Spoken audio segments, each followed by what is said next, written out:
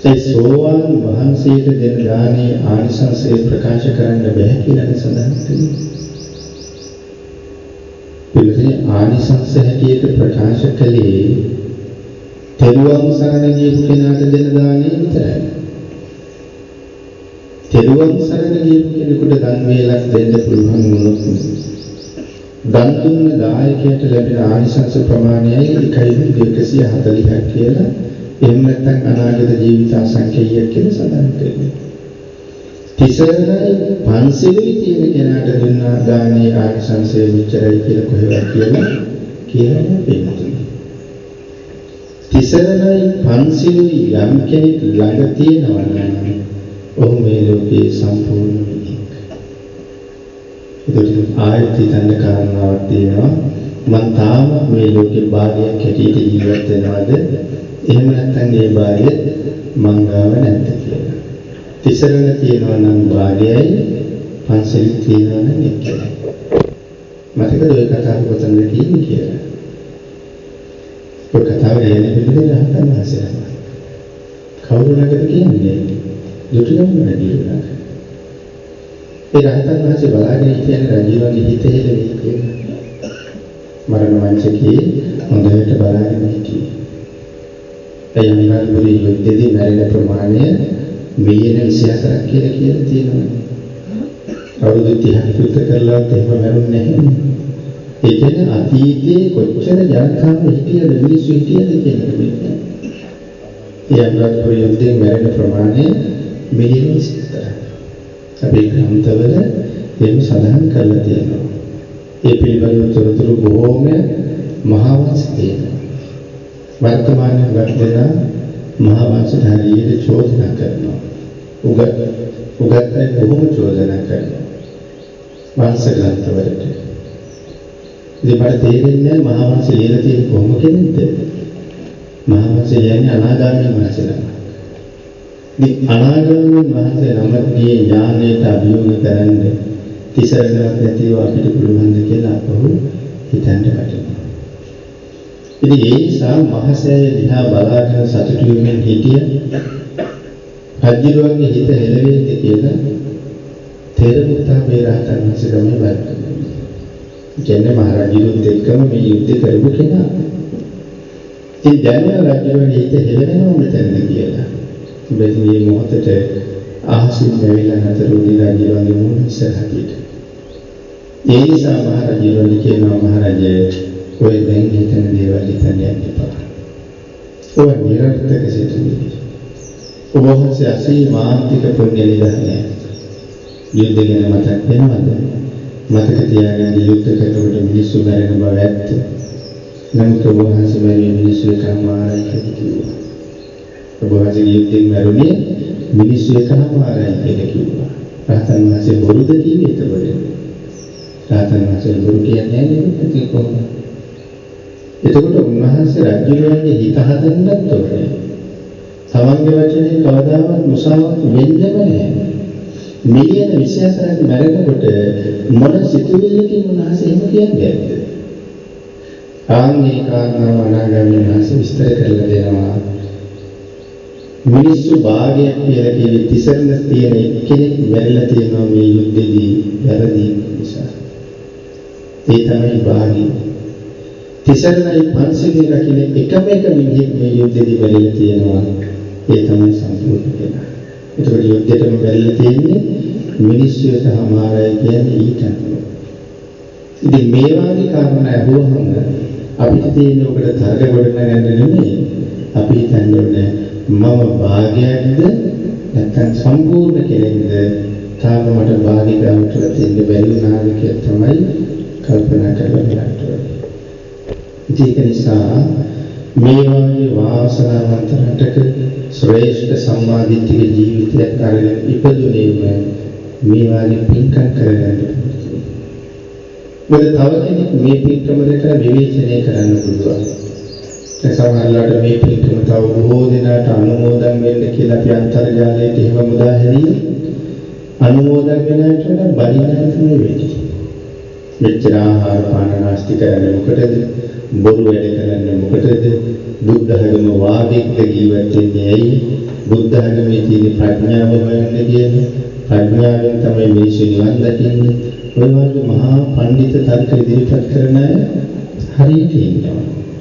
ඒකට අමතක වෙලා තියෙනවා තිලෝගුරු භාග්‍යවතුන් වහන්සේ පෙන්නපු මේ නිවන් මාගේ අපූර්වතම වනපූර්ව ප්‍රතිපදාවක් තියෙනවා කියලා.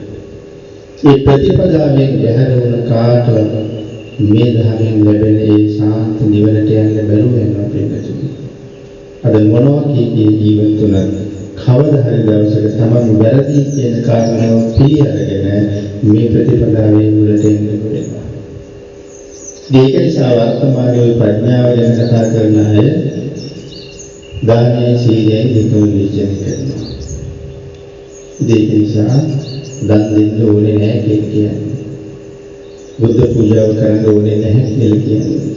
මේවා කාලය සහ ධනය නාස්ති කරන වැඩ කියලා කියන්නේ. භාවනාව විතරක්ම කරාම ඇති කියන එක තමයි ඒගොල්ලෝ ප්‍රඥාව දිනු කරන්න ඕනේ කියලා කියන්නේ. ඉතින් අපරාධය නැති ඉච්ඡර ප්‍රඥාවක් මහබෝසතාණන් වහන්සේටවත් තිබිලා නැහැ කියලා තමයි කියන්නේ. වෙන්නේ ඔය මහා කල්ප ගානේ දාන පාරමිතාවයි සීල පාරමිතාවයි අත්හැරියනනේ.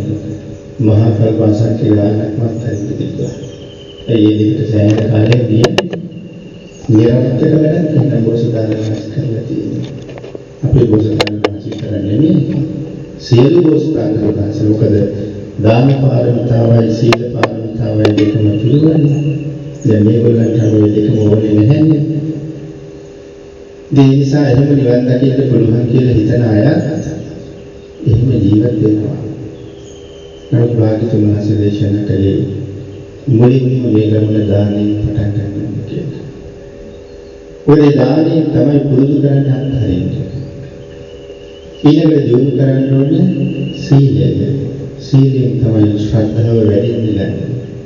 ඒ භාග්‍යතුන් වහන්සේ දේශනා කරපු එක වචන මාත්‍රයක් අත්හරින්න නැතුව රකින්නවා කියලා කියන්නේ භාග්‍යතුන් වහන්සේ ගැන තියෙන ආදරය සහ ගෞරවයනේ. ඒ ගෞරවය කියන එක තමයි ශ්‍රද්ධාව. ඒ ශ්‍රද්ධාව තමයි ආකාර ගණනාවකට දියුණු වෙලා ඉස්සරහට එන්නේ. ඒක පටන් ගන්න කෙනෙකුට සීලයත් එක්ක.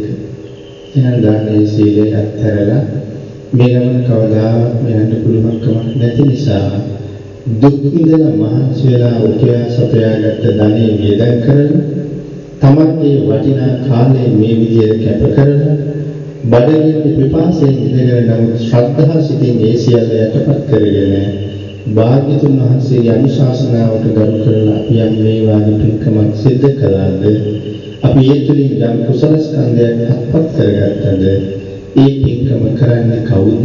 ඔවුන්ගේ ශ්‍රද්ධාව කොයි වගේද?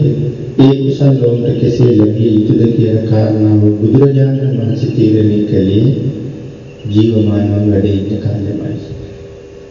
මොකද පිළිතුරේ වසර 5000ක් කල් අපි කරන සියලුම පූජාවන් පිරිනිවන් පාන්න කලින් භාග්‍යතුන් වහන්සේ දකිනවා. දකිනවා විතරක් නෙමෙයි මේ සියලු පූජාවන් භාග්‍යතුන් වහන්සේලා පිළිගන්නවා. හිතින් ඉවසුවා. භාග්‍යතුන් වහන්සේ යම්තාවක් පිළි අරගෙන සිතින් ඉවසුවාද අපි වෙනුවෙන් ලැබෙන්න ඕන කුසලය ඒ සමගම මේ විශ්වයට මුදා හැරලා තියෙනවා. ඉතින් අපි ඉපදලා තියෙන්නේ ඒක ඔබ කාලෙකට පස්සේ. නමුත් අපි වෙනුවෙන් මුදා හැරපු ඒ මහ කුසලය අපේ ජීවිතවලට අපි නෙලා ගන්න දවස තමයි අද දවස. එන්න අද දවසත් හරි වාසනාවන්ත දවසක්. හෙට දවසත් මේ වාගේ පින්කම් කරනකොට හෙටත් හරි වාසනාවන්ත දවසක්. එහෙනම් අපිට කවදාවත් අවාසනාවන්ත දවස් එන්නේ නැහැ. හැම දවසක්ම වාසනාවන්තයි. ඒ දවස ඇතුලේ තියෙන මගේ වාසනාව හොයාගන්න තමයි මම දක්ෂ වෙන්න ඕනේ. ඒකට තමයි ධර්මය අවශ්‍ය වෙන්නේ. එන්න අද මේ පින්කම තිලෝගුරු භාග්‍යතුන් වහන්සේ දැකලා භාග්‍යතුන් වහන්සේ මේ දාන වස්තුව හිතින් ඉවසලා ලැබෙන මේ කුසල ස්කන්ධය අනුමෝදන් කරලා තියෙනවා. දැන් මෙදිරි පාන්දර අපි පින්කම කරලා අපි වෙනුවෙන් භාග්‍යතුන් වහන්සේ දානය කරපු කුසල කර්මය අත්පත් කරගෙන ජීවිතේ මහා කුසල රාශියක් ජීවිතයට එකතු කරගෙන පිළින් පුරවගෙන පෝෂණය වෙලා ඉන්න මොහොතයි. ඉතින් මේ වෙලාවේ මේ වාගේ පින්කමක් කරලා අපි පිනෙන් පෝෂණය වෙලා ඉන්න මොහොතක් කියලා අපි කෙටියෙන් කියවහම ඔය කාරණා ටික ඔක්කොම අන්තර්ගත වෙලා තමයි මේ පිනෙන් අපි පිරුණා කියලා කියන්නේ. ඉතින් මේ මහා පින්කම මේ විදිහට සිද්ධ කරගෙන ආශිර්වාද ප්‍රාර්ථනා කරනවා බලාපොරොත්තු වෙනවා ලෝතර බුදුරජාණන් වහන්සේ වෙනුවෙන් සුවිශේෂී බුද්ධ මන්දිරයක් නිර්මාණය කරන්න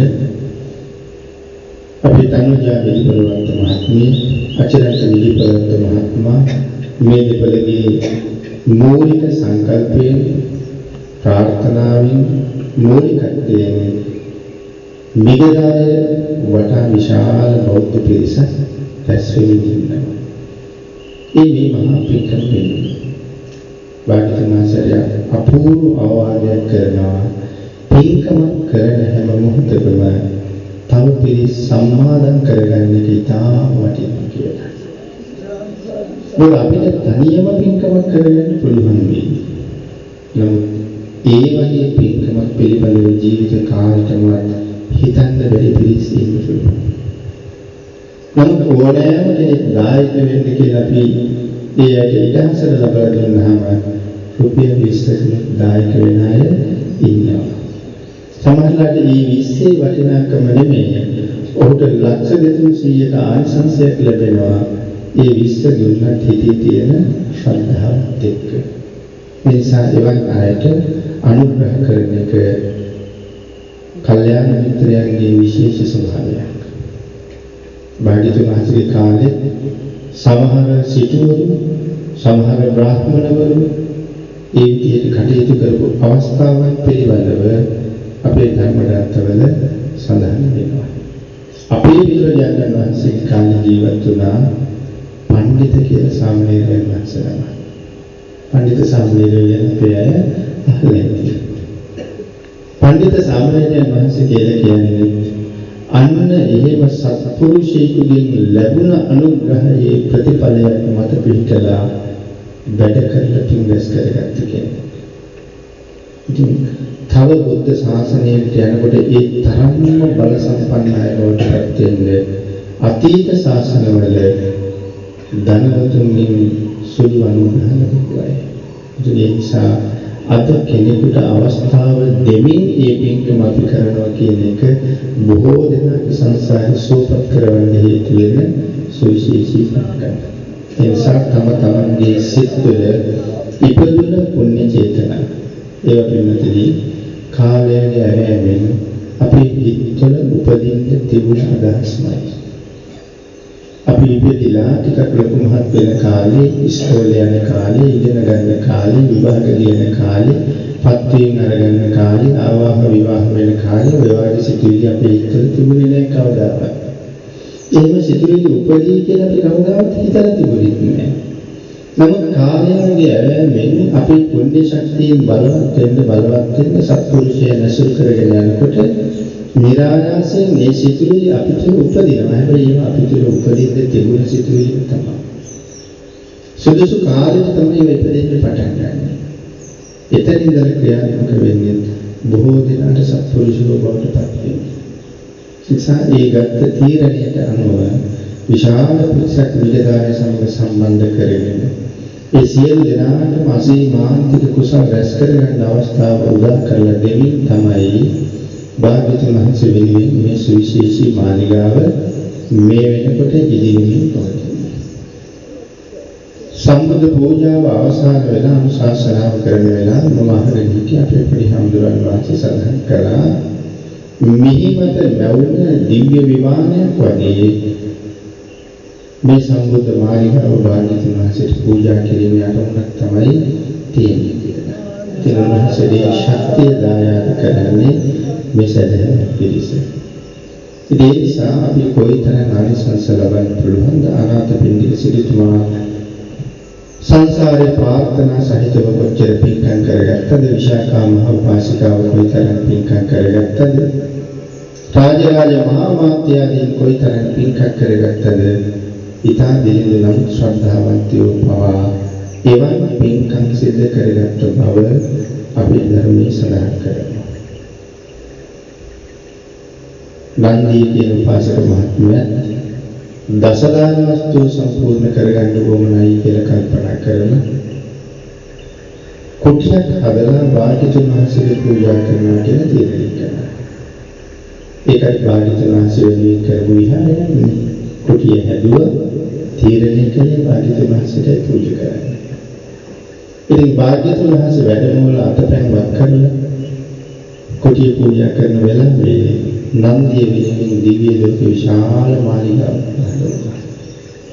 නන්දිය තා මනුෂ්‍ය ලෝකේ නමුත් දිව්‍ය ලෝකෙට වෙලා නන්දිය වෙනුවෙන් බලාගෙන ඉන්නේ කවුද? ඒ තමයි නන්දියගේ පින. භාග්‍යවතුන් වහන්සේ දේශනා කළේම පින් රැස් කරගන්න කියලා. පින කියලා කිව්වත් කුසලයේ කියලා කිව්වත් ඒ දෙකම එකයි. අපේ ත්‍රිපිටකයේ එක මනාව පැහැදිලි කරලා තියෙනවා පිනයි කුසලයයි දෙක නෙමෙයි පිනයි කුසලයයි එකක් කියලා. එහෙනම් අපි කුසල රැස් කරනවා කියලා කිව්වත් පින් රැස් කරනවා කියලා කිව්වත් මූලාශ්‍ර ගණනාවකින් පෙන්වන්න පුළුවන් මේ දෙකම එකක් කියලා.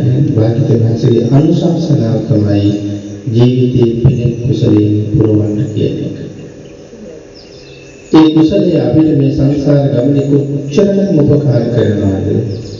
චිරප්‍රවාසී පුරිසං දූරතෝ සුත්තිමානත ඥාති මිත්තා සුහජ්ජාච අභිනන්දන්තියාත. මෙගාතරතනේ කියන්නේ දුර රටකට වෙලා බොහෝ කාලයක් ජීවත් වෙන අපේ ඥාති නැවත අපි බලන්න ගමනට හොයාගෙන යනවා කියලා කියහම අපිට තියෙන පුදුම සතුටක්. ඒ සාධකාරය නම් අපි ඔබව පිළිගන්න ගිහින් නැතර වෙන්නේ වත්තුටුපති. එතනින් නවතුනම අපි එතනින් පිළි අරගෙන ගෙදර එනකොට ඊට වඩා ප්‍රණීත කෑම බීම හදාගෙන ඥාතීන් හිතවතුන් එකතු වෙලා ඔබ පිළිගන්න බලාගෙන ඉන්නවා. ඉතින් ඒ ඥාතිය පිළිගන්න යම්සේ අපි එහෙම බලාගෙන ඉන්නවද? මේ ලෝකෙ පිළිගන්නේ මේ ලෝකෙන් අපි කවදා හරි මැරිලා යනකොට අපිව පිළිගන්න පරලොවත් කවුරුවත් ඉන්නවද? ඒ මගේ කියලා කවුරුවත්ම නැහැ. භාග්‍යවතුන් වහන්සේ දේශනා කරනවා තතේව කතපුඤ්ඤම්පි අස්මා ලෝකං පරංගත. මේ ලෝකේ ඥාතිය පිළිගන්න අපි බලාගෙන හිටිය වගේම තමයි මෙහි ජීවත් වෙලා ඉන්න කාලේ මම කරගත්ත යම් කුසලයක් තියෙනවා නම් අනුන් කුසලයි අස්මා ලෝකං පරංගත. කවදා හරි දවසක මේ ලෝකයට හැරලා මම පරලොවට එනකන් ඒ කුසලයේ මාව පිළිගන්න බලාගෙන ඉන්නවා කියලා. ඔයලා තම දේශනා කළේ අසලං කරන්නේ නන්දී කුටිය පූජා කරනකොටම දිව්‍ය ලෝකේ මාලිගාවක් ලැබුණා කියලා. මහමුගලන් මහරහතන් වහන්සේ දිව්‍ය ලෝකෙ වෙදීම ওই මාලිගාව නතර වුණා. නමුත් මාලිගාවේ කවුරුවත් නැහැ. ටික වෙලාවක් යනකොට නම් දිව්‍යාංගනාව පිරිසක් එළියට ආවා. ඒගොල්ලන්ගෙන් කාගෙද කියලා තොරතුරු මම සඳහන් කළේ ස්වාමීනි මාලිගාවේ අයිතිකාරයන් තවම ඉන්නේ මනුස්ස ලෝකේ. හැබැයි මේ මනුස්ස ලෝකේ ඉන්න ඔහු ලැබෙන්නේ මේ මාලිගාව මතන වෙන්නේ තියෙනවා. මේක වෙන කවුරුත් අත්පත් කරගන්නේ නැහැ. ඒ විතරක් නෙමෙයි. ඒ මාලිගාවේ අයිතිකාරයා මාලිගාව හොයාගෙන යනකම් පරිවාර භාර්යාවෝ ටික මාලිගාවට වෙලා ඉන්නවා දිව්‍යාංගනාවන් හැටියට. ඉතින් කවුද කියලා හොයන්න තමයි දැනගත්තේ නන්දී උපාසක. දීක භාග්‍යතුන් වහන්සේගෙන් මොග්ගල්ලාණන් වහන්සේ අහුවම තමයි දේශනා කළේ තමන් විසින් මෙහි ඉඳලා කරගන්න පින මේ ලෝකයේ කරලා ඔහු වෙනකන් එහෙට වෙලා බලාගෙන ඉන්නවා කියලා. ඉතින් කවදා හරි දවසක ඔබත් මම අනිවාර්යයෙන්ම මිය යනවානේ. ඉතින් මරණයටපත් වෙන අපිට පරලෝක තමයි උරුම. ඉතින් ඉතින් අපි පිළිගන්න අවශ්‍ය පුණ්‍ය නිදාන තමයි මේ හම්බ කරන්නේ. එහෙනම් මම ඉන්න කල පිළිගන්න බලාගෙන ඉන්න කුසලයක් තියෙනවද කියලා හිතනකොට හිතේ සතුට දනවනවා. මම මෙහෙම පිටකම් කළා. මේ වාග්ය පිළිස් පිටකම් වලට සම්බන්ධ කරගත්තා.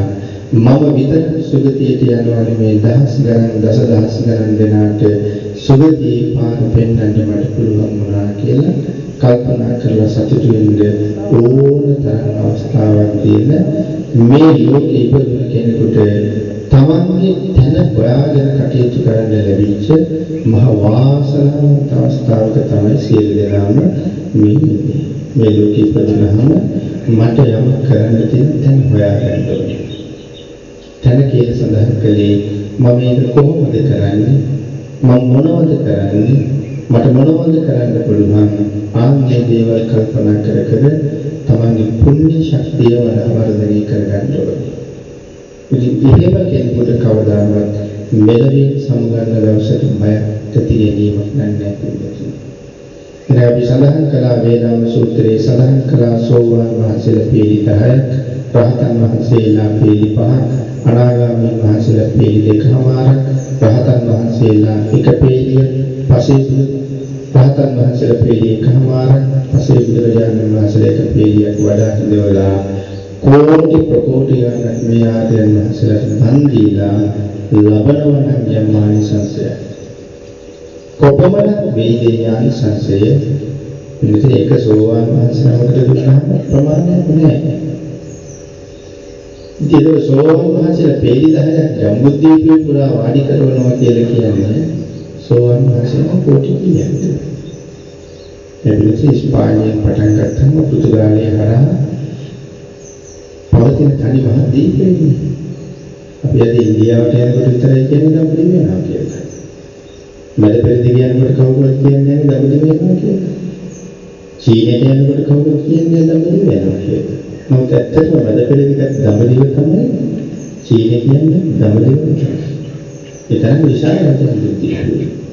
ඉතින් හිතන්න ඔය මුළු භූමියම බෙර ඇහැක් වගේ සමතලා කරලා සෝවාන් වහන්සේලා පිළි 10ක් වඩා හිටෙවුවම කෝටි කීයක් කියලා. සෝවාන් වහන්සේලා පිළි 10යි, සකදාගාමී වහන්සේලා පිළි 5යි, අනාගාමී වහන්සේලා පිළි 2මාරයි, රහතන් වහන්සේලා පිළි 1මාරයි, පසේ බුදුරජාණන් වහන්සේලා පිළියි. නමුත් මේ අයියෙන් එක්කෙනෙකුට දන් දුන්නාම සීමාවක් නැහැ. මේසා ප්‍රමාණයකට දානයක් පූජා කරලා ලබනවා යම් ආනිසංසයයි. ඒ ආනිසංසයයි තිලෝතුන් භාග්‍යතුන් වහන්සේ වෙනම තැනක වඩා හිඳවලා භාග්‍යතුන් වහන්සේට පූජා කරනවා යම් දානයක්. ඒ ලැබෙන ආනිසංසයයි දෙක සංසන්දනය කරගන්න බුද්ධ පූජාවේ පිනේ සොස් කලාවෙන් එක කලාවක් වත් ජම්බුද්දීපේ පුරා ආර්යයන් වඩා හිඳවලා නින්න දානය ආනිසංසයේ වටින්නේ කියලා. වේලාන සූත්‍රයේ නම් රතන සූත්‍ර අට කතාවෙන් සඳහන් කළේ දඹදිව පුරා පසේ බුදුරජාණන් වහන්සේම වාඩි කරවලා දානයක් පූජා කරලා ලෞතර බුදුරජාණන් වහන්සේට තනියම දානයක් දුන්නාම ඒ දාන දෙකේ ආනිසංසයෙන් භාග්‍යතුන් වහන්සේට දුන්න දානයේ ආනිසංසයෙන් සලස් කලාවෙන් එක කනවත් පසේ බුදුරජාණන් වහන්සේලා කෝටි ප්‍රකෝටි ගණනකට දුන්න දානයේ ආනිසංසය වටින්නේ නැහැ. ඒ කාරණාව එහෙමනම් අද මේ දානය පූජා කළේ කාටද? ලෞතර බුදුරජාණන් වහන්සේටමයි. අරමුණ ලෞතර බුදුරජාණන් වහන්සේමයි. එවනම් රතන සූත්‍රයේ වේලාම සූත්‍රයේ සඳහන් අට කතාවල සඳහන් කාරණාවල් වලට වඩා අති සුවිශාල මහානුභාව සම්පන්න කුසලය හිමිදිරියේ ඉඳලා මේ මොහොත දක්වාම රැස් කරගත්තා කියලා අපේ විශ්වාසය. සතියක සමාධි පිළිදලවදී මේ පිටකට ඔබලස්තිනේ. ඒ සියල්ලම සෝදානම් කරගෙන ඒ සියල්ලන් පරිත ආහාර පාන ආදී සකස් කරගෙන හිමිදිරි පාන්දරම විගදායක ඇවිල්ලා ගොඩබැස්සේ තෙලුගුරු භාග්‍යතුන් වහන්සේලා හින්දේ ඥාති පිරිසක් එනවා. ඒ ප්‍රණීත දාන වස්තුව මනාව සකස් කරලා වැඳ ඇවිල්ලා ප්‍රසක තැන්පත් කරලා බුදුගුණ කියා පූජා කරලා අපි අපේ දානයේ දහවල් දානයක් කිටියට භාග්‍යතුන් වහන්සේ පිළිගන්නලා සුවිශේෂී කුසලයක් අත්පත් කරගත්තා. ආමේ අසීමාන්තික කුසල සම්භාර ධර්මයන් යම් ප්‍රමාණයක්ද මේ මහානුභාව සම්පන්න කුසලයාගේ ආශිර්වාදයක් සමග බැරි කල්යන්නට කලින් තිලෝක භාග්‍යතුන් වහන්සේ වෙනුවෙන් දෙව් විමනක් වගේ පූජා කරන්න බලාපොරොත්තු වෙන බුද්ධ මන්දිරයේ කටයුතු සර්ව ප්‍රකාරයෙන්ම නිමා කර ගැනීම සඳහා අපිට භාග්‍යතුන් වහන්සේගේ ආශිර්වාදය ලැබේවා කියලා ප්‍රාර්ථනා කරනවා. සම්මා දිට්ඨික දෙවි දේවතාවුන් වහන්සේලා නිරන්තරයෙන් අපේ මේ උතුම් අරමුණෙහිද බලා වදාළසේක්වා. තිලෝක භාග්‍යතුන් වහන්සේ මෙරටේ සොළොස්මස්ථාන ආරක්ෂා කිරීම සඳහා අතිශයින්ම පුණ්‍යවන්ත දෙවිවරු 16 දෙනෙකුට බාර කරන්නට යෙදුණා. මේ අතිශයින්ම පුණ්‍යවන්තයි.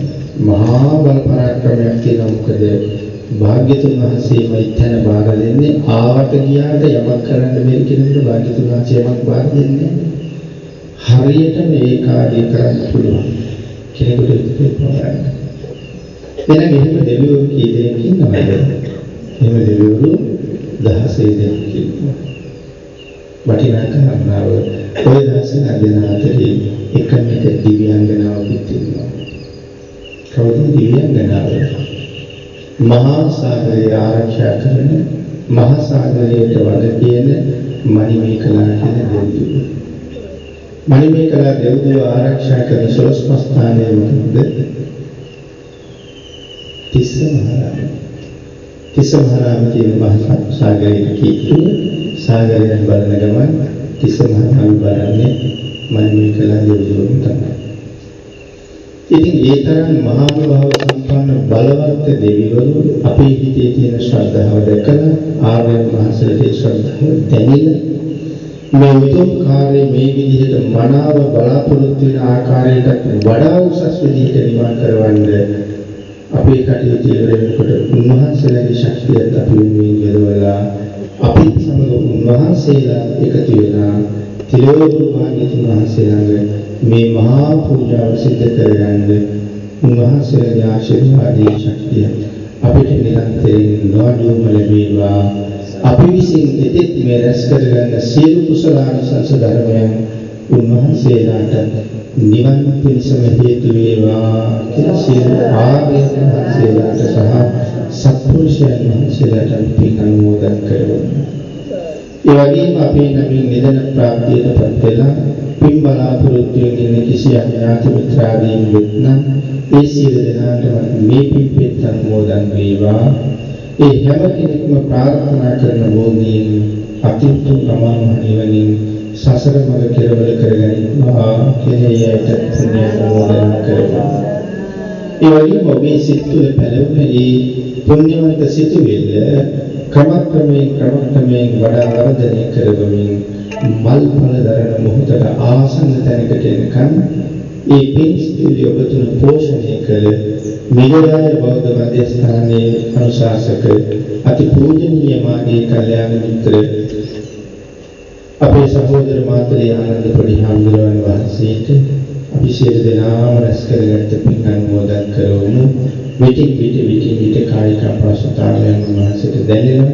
ඒ සියලුම කායික අපහසුතාවයන් තුනුරුවන්ගේ අනුභවයෙන් දුරු වෙන්නත් මේ වගේ උතුම් මහ පින්කම් වෙනුවෙන් අපිට අවවාද අනුශාසනා කරන්නත් අපි රැස් කරගන්න කුසල කර්මයන් සමගම උන්වහන්සේට ප්‍රාර්ථනා කරන බෝධියෙන් සංසාරයෙන් ඈතර වීම පිණිස මේ උදාාරතර වූ පුණ්‍ය ධර්මයන් ආනන්ද පරිහාමුදුරන් වහන්සේට විශේෂයෙන් උන්වහන්සේගේ මෑණියන්ට සහ පියාණන්ට අඩුනතු අනුමෝදන් වේවා කියලා වෙලාවයි ප්‍රාර්ථනා කරනවා.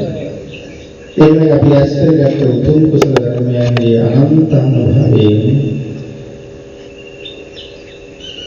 තනුජා විදුපලවත්ත වෛද්‍යාචාර්යතුමන්ට අචිරන්ත විදුපලවත්ත වෛද්‍යාචාර්යතුමන්ට ඒ වගේම පුංචි පුතණුවන්ට ඒ දෙපළගේ පින්නති වංශනාවන්ත මව්පියන්ට ඒ අය සමග අත්වල බැඳගෙන අදත් පින්කමට සහසම්බන්ධ වෙන දිවයිනේ නන්දසිංහ පෙරේච්ච පින්නති සත්පුරුෂයන් සියලු දෙනාටම තුනුරුවන්ගේ අනන්ත ආශිර්වාදය ලැබේවා.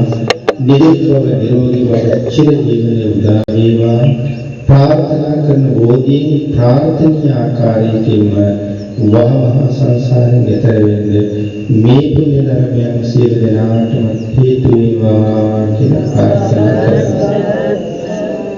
ආකාශත්ථා ච බුම්මත්ථා දේවානාගා මහින්దికා පුඤ්ඤන්තං අනුමෝදිत्वा චිරං රක්ඛන්තු ලෝක ශාසනං දේවෝ වස්සතු කාලේන සස්්‍ය සම්පත්ති හෝතු ච පීතෝ භවතු ලෝකෝ ච රාජා භවතු ධම්මිකෝ.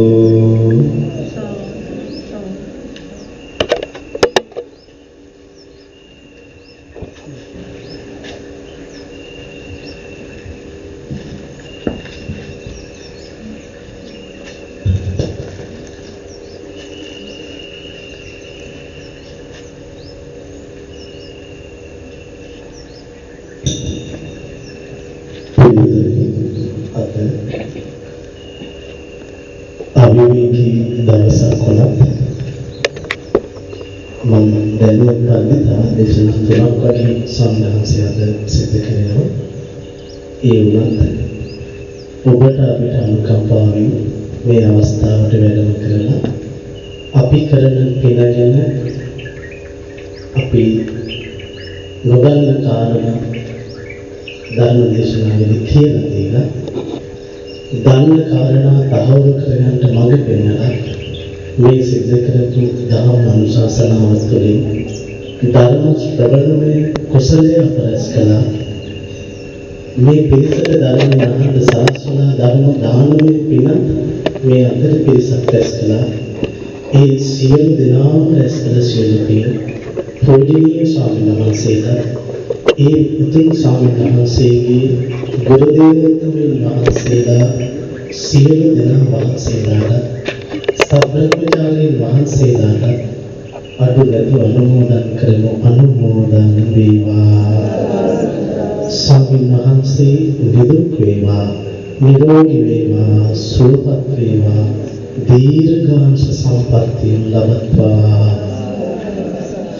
ඒ වගේම පූජනීය ස්වාමීන් වහන්සේගේ මෞතුමිය තරම අසනීපෙන් පසුවෙන් ඒ මෞතුමියට මේ මහානුභාව බුද්ධ පූජාව භාග්‍යවතුන් වහන්සේ දෙසා කරපු මේ පූජාව තුළින් රැස් කරපු සෑම පිනක්ම මේ අනුශාසනාව හදා අපි රැස් කරපු සෑම පිනක්ම අඩු නැතුව අනුමෝදන් කරනවා. අම්මා සෙනෙහබර අප්පච්චි සහෝදරියන් සියලු දෙනාම පැවිදිව අනගාരിക ජීවිතයක් ගත කරන ඒ පින්නදී සිල්මේනි මහන්සිය නිරුක් වේවා, නිරෝගී වේවා, සුවපත් වේවා කියන වේලාවේ අපි සෙල්පතන ආශිර්වාද කරමු.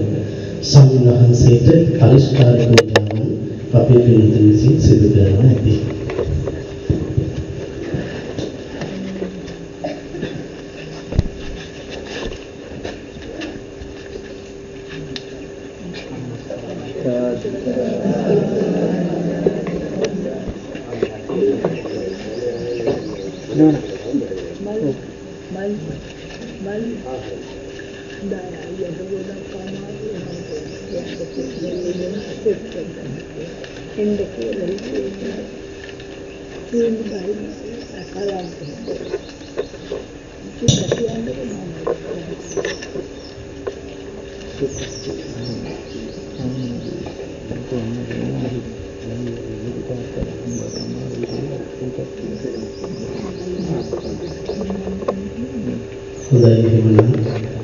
සම්හන්සේ දැන් වැඩමවන ඇති මුතුකුඩේ ස්වාමීන් වහන්සේ සුදානම් කරන වැඩම කරනට කටයුතු කරමු.